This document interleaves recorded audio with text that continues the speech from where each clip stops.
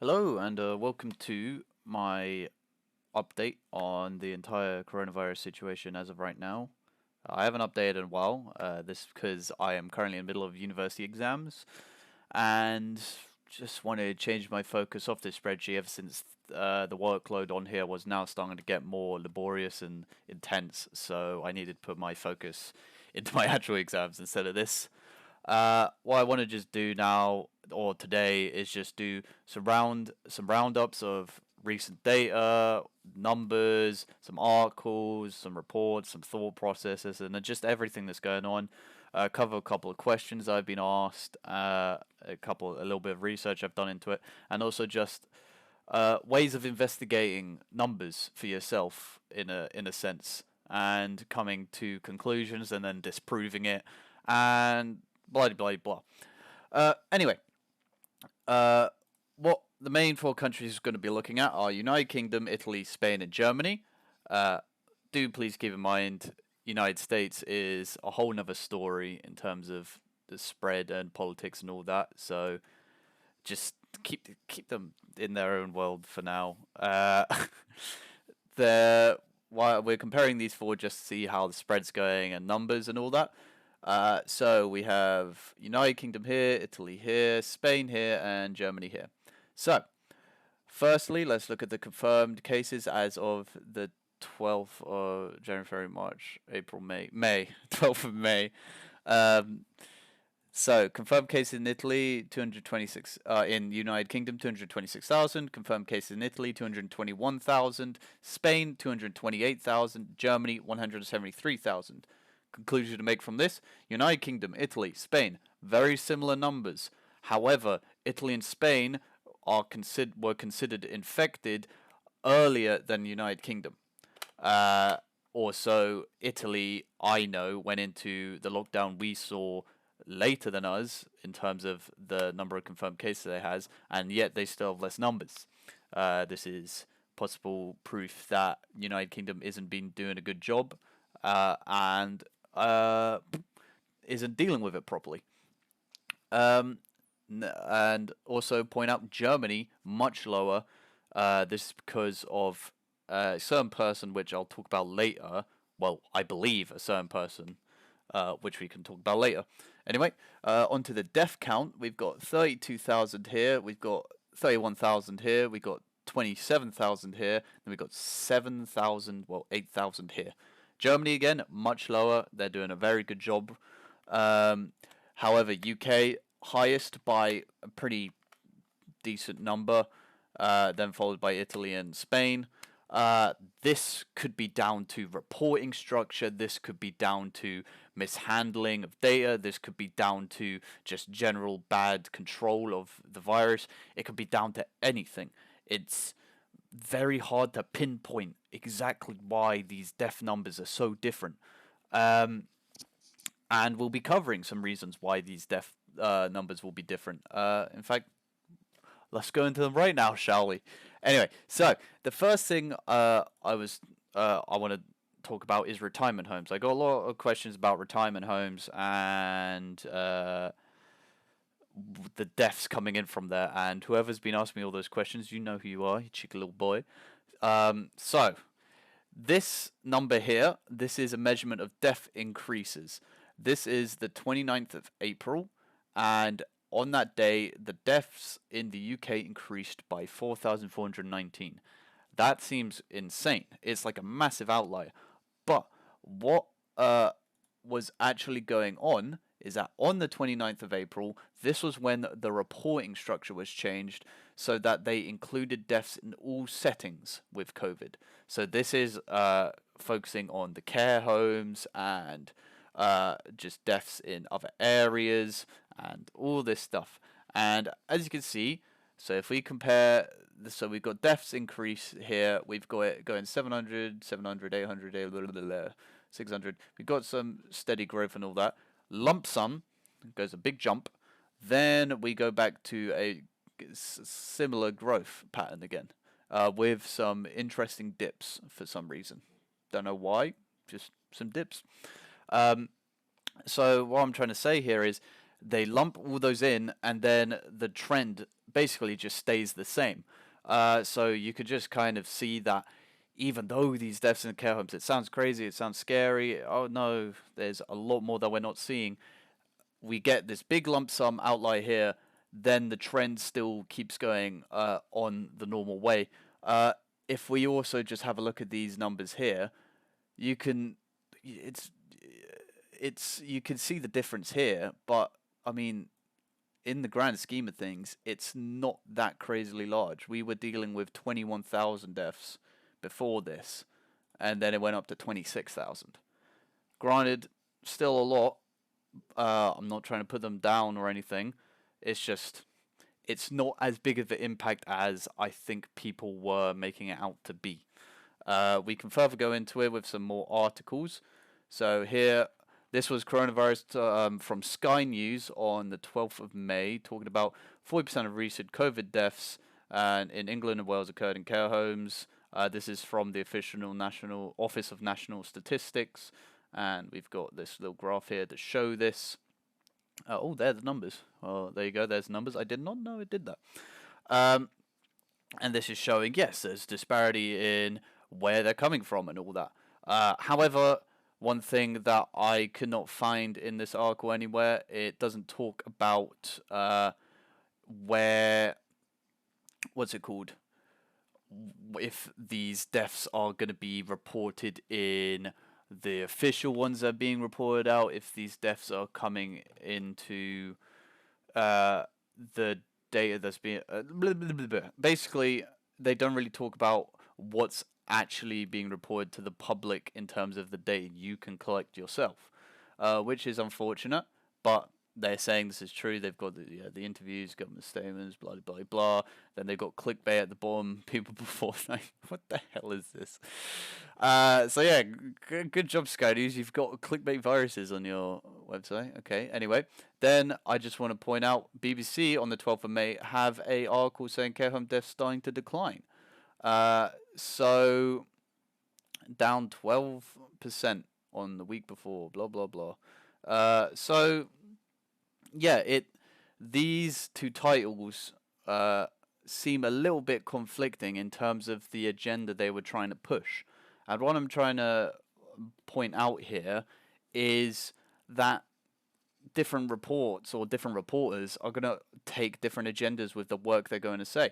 This is also from the Office of National Statistics, and they're trying to push that deaths are going down from care homes, whereas this one has an agenda of they're trying to push that the care home deaths are being unrecognized. So it's really who you're reading from, and also a takeaway from this is you shouldn't be reading from one person. You should go everywhere. You shouldn't just listen to me. You should listen to everyone else.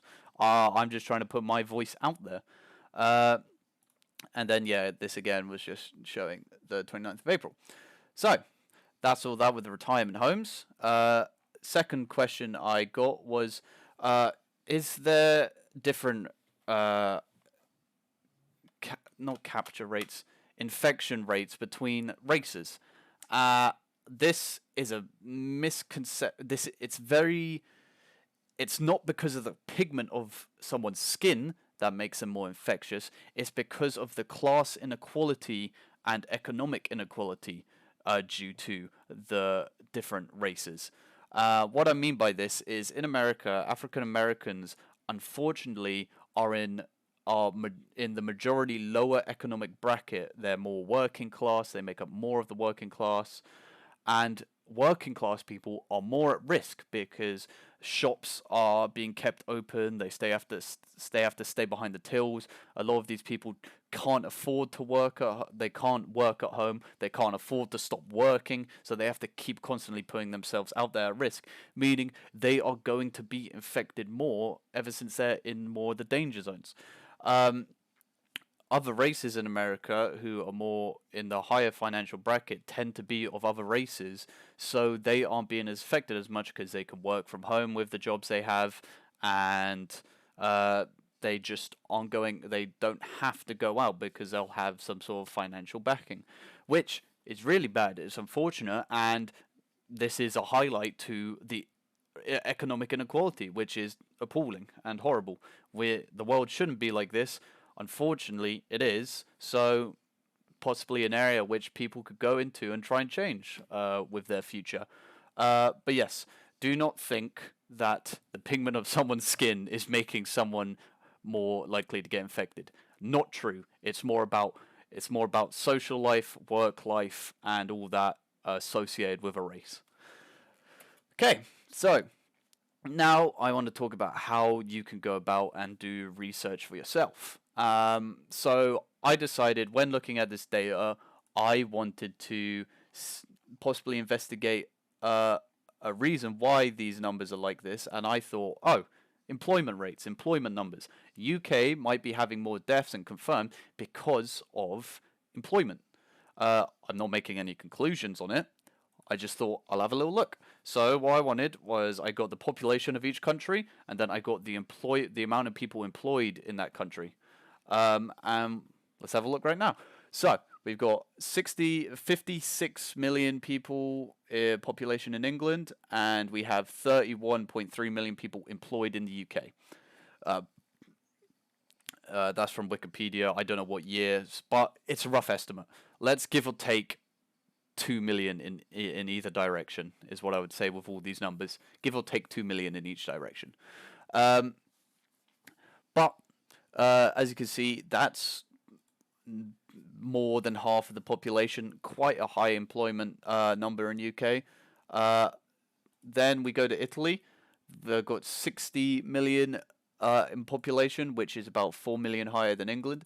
And their employment rate, which I got from this one, is this number in the thousands, which is 23 million, which, if you compare the England one, is around 8 million less.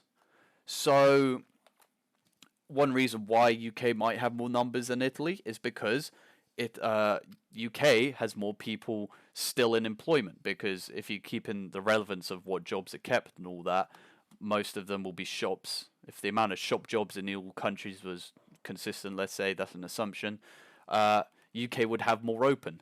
So there's more critical hotspots. I mean, this is just another idea I had now, won't be included. Might have something to do with landmass. There might be more landmass in Italy compared to UK, meaning that we're more condensed, meaning that we are literally closer to each other. That could be a reason why we have higher numbers, not because we're doing it bad. You never know. I don't know. But this is what you can report and look into yourself by just doing quick Googles, like what's Italy's landmass and blah blah blah. So yeah, but that's one thing to look at. Spain population 45 million, much less in England and Italy, and 20 million people employed. Still, they're upkeeping numbers with Italy and England. One thing you could think about is if you take the confirmed cases here, these numbers, and put them in ratio with the population, Spain would be doing the worst because they have the lowest population out of those three by quite a large majority. So you could be looking at Spain and thinking, oh my god, Spain, what's going on with you? But I'm not going to take that angle. I am just showing you this is how you can look at your own reports. And blah blah. Now, let's have a look at Germany. Germany, 83 million population, rather large. Interesting jump there. Just a casual, what is that? 17 million jump in population. Anyway, we then go to employment rate, much higher employment rate. Many more people employed. However, if we look at Germany's numbers, much lower. Much lower.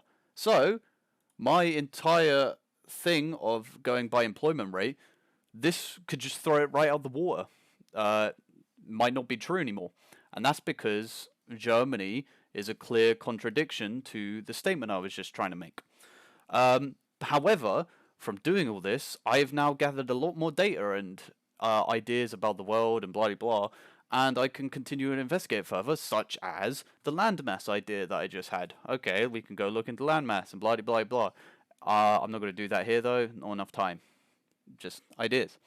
Anyway, a possible reason why Germany is doing so good though, and this is one thing I wanted to highlight because I think I want to, even though my voice is very small, I want to give him some light, is, let's try and pronounce his name, Christian Drosten? I don't know. My good friend, my good politics friend from university, showed me an article about him, and he is the chief virologist in Germany, and he has done a lot of good work to stop the coronavirus in Germany. However, because there's such low numbers and they've done so well, people in Germany are calling him the devil and the evil guy because they think he's crippled their economy unnecessarily by making all these precautions, and he is being called a bad guy for ruining their economy instead of him being praised for trying to save lives. And what they call it is, when I've read this article, it's called the prevention paradox, because to prevent a virus, you have to go all out and do a lot of stuff which may seem unnecessary. The public might not recognize that and then think you've overreacted. And the poor guy's been getting death threats. They've been threatening his family, been like trying to getting their names, sending it to him, saying they're going to attack him and blah blah. And he's just been trying to look out for his country. And if we compare it to how the UK is right now, where some people are saying, "Oh, Boris Johnson's only caring about the economy, and we don't like him because of blah, blah, blah. He doesn't care about the people." Germany is the complete other side of the story. They're literally the reverse of us. And one thing you could take away from this is that no matter who's in power, people are always going to want to complain against them. No matter what, they will always think the person in power is doing something wrong, and they will try to highlight the issues much more than the benefits. And I think that's a very negative way to look at it. But you shouldn't ignore the bad things, of course, but you need to treat the positives and the negatives with equal weight. You need to highlight them just as much. So yeah, this is just an interesting way of seeing how people are reacting to power and the movements in different countries. And even if you do a good job, like Christian Drodston, you're still going to get complaints. So yeah, it's really hard to get. I don't know. Just I don't know. Being in a power position, you're going to get complaints. Is basically what the takeaway from that. Anyway, this has been my video on just thinking about how to research data, going out there trying to do it yourself, and also just a quick brief look at current reporting structures, and to take everything right now that's coming out with a pinch of salt, because it's too early to make such conclusions that a lot of people are making right now, such as saying that he's crippled their economy, like say the conclusion that Christian Drodston's ruined their economy. Can't be saying that right now. Even though I don't really side with the UK president right now, I think it's too early to say that he is ruining the lives of UK people right now. I think it's too early. I think you could be saying he's doing some things wrong. You cannot say for definite he's ruined their lives, though. So, yeah. Hopefully you found some knowledge in this video useful, and take care of yourself. Bye-bye.